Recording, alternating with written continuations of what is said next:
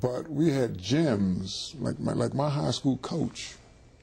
I mean, here's a man, if you did a computer search to find the right high school coach for me, if you search this whole nation, it was a waste of time and effort, because the perfect coach for me was right at that high school waiting for me. And I've been, I tell you, the word blessed gets thrown around a lot these days, but I was truly blessed. Because I got the best. This man was this. Plus, he was the bookend of my mother. So I mean, that had to be an upside. And I mean, here's a man that coached 3 sports. He coached everything. Every sport we had, he coached it. Very bright, class act. Never raised his voice, never cursed. But he had presence. When he walked in the locker room, whatever you were doing, it ceased. And you just sat back and wait for him to impart some words of wisdom. If he came in that room and stood for 2 hours and didn't utter a sound, it was quiet for 2 hours. That's the kind of respect you got. Plus, we didn't call him Coach Johnson. We called him the man. And that's, that takes respect to another level. Oh, yeah. He's absolutely. the man, And I mean, he earned that mantle. I mean, we didn't just give it to him. I mean, he's the man. And we always knew that he had our welfare at heart. For example, I'm getting ready to graduate. My mother says, "Where are you going to school?" Now, my parents not equipped. I mean, as smart as my mother was, I mean, she wasn't equipped to try to pick a college for me. She wanted me to go to Howard University. I said, I said, Mom, that's a society school. And it was, because, all the well-to-do folks sent their daughters down to Howard, where the only black school that had professional school, to get a doctor or a dentist or architect, I mean, I said, that's not for me. She said, well, where are you going? I said, I don't know. Now, the next question is, what does Coach Johnson say about where you ought to go? Now, if Coach Johnson says to me or my mother, he's going to mess up you, that's where I'm going. Right? Wherever Coach Johnson says I'm going, that's where I'm going. And they had no fears of that situation, because they knew that he had our welfare at heart. And I sat just like I'm sitting with you. I was at my college. The president has a TV show. They retired my jersey, and we sat down, and he asked me how did I get to West Virginia State. I said, it was destiny. So he said, well, explain it to me. I said, at my small high school, in that small staff they had, there were 3 people from West Virginia State. My coach, his wife, and his sister-in-law. And they were dynamic people. I mean, they were dynamic people. And I just said to myself, I said,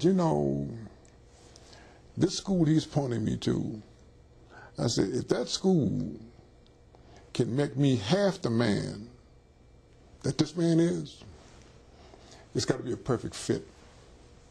You had a lot of confidence in this man. Ain't no question. I mean, it's a love thing, And to show you how fortunate I am, to go back to the term I use, how blessed, most kids leave high school to go to college, student athletes.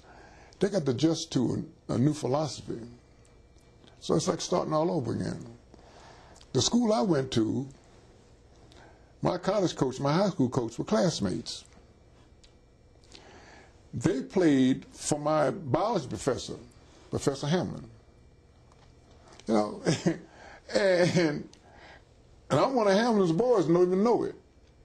But see, what I didn't know was being one of his boys, I'm one of his boys because his boys coach me.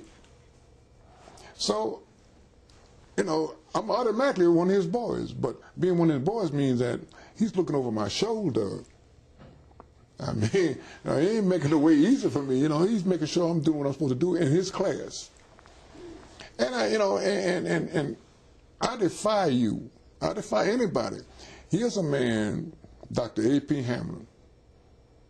I mean, scientist extraordinary, I'm telling you.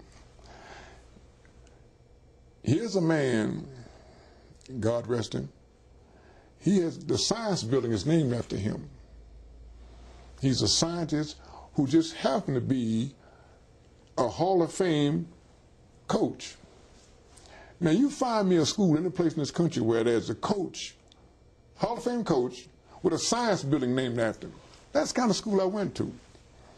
And I mean, Coach Johnson, it's, in later years, as he got older and I got a little older, we became close friends. I mean, we were always close, but, I mean, now we could sit and talk like we're talking. And he used to tell me, I said, Coach, I asked him about a situation once. We were leaving our school to go to Richmond and play Maggie L. Walker.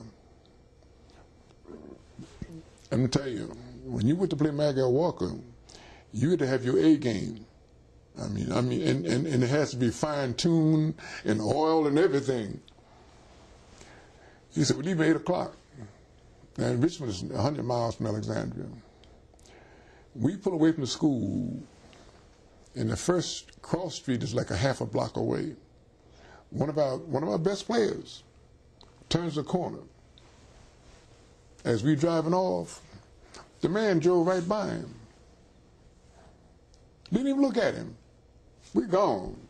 Now we 10 miles down on US 1. US 1 just ran right through everywhere. We about 10 miles down the road. And I said, and I'm a little concerned now because one of my best players is back there. We got to play Miguel Walker. He said, yeah, I saw him. And that was it. We're down the road.